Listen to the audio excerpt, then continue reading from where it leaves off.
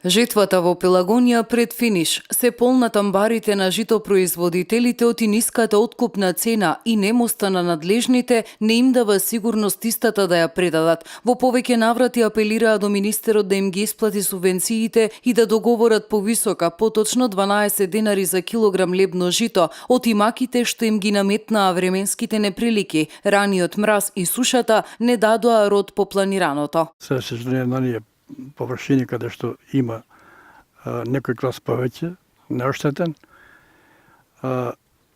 Грото од пшеницата е продадена на откупните пунктови, а другата се чува или по амбарите, или во силоси. Земјоделците знаат како треба да се заштити таа пшеница од евентуални штетници, меѓутоа новиот план добро што го постави тоа прашање. Агенцијата за потекнување на развојот на земјоделството треба поитна постапка да одреди составници по селата и кај овие земјоделци што ја чуваат пшеница за подобра цена, да му каже како и на кој начин ќе може подолго време да ја чуваат. Од агенцијата излегоа со совети до земјоделците како да ја чуваат правилно пченицата, јачменот и ржот, за да не се соочат со дополнително намалување на количините, како последица на габични инфекции, глодари и болести. Најпрво, доколку не ги имат наполнато складиштата, треба да преземат неколку работи: дезинфекција, дезинсекција и дератизација на самите простори.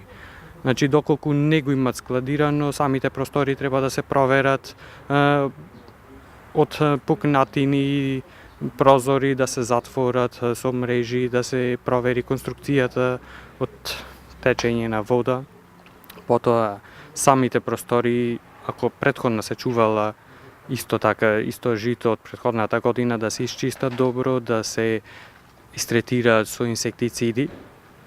Самите земјоделци во аптеките со кои што соработуваат ќе му предложат кои инсектициди се дозволени за таа намена. Просториите треба да бидат сочувани од влага за да не се појават тие габични заболувања, да се проветруваат за да не се појават некои инфекции на самото жито, да не се загуби квалитетот. Иако житото наспроти овошјето е полесно за чување во складиштата, сепак активностите за превентива мора да бидат запазени, апелираат од Агенцијата за поттикнување и развој на земјоделието од Битола.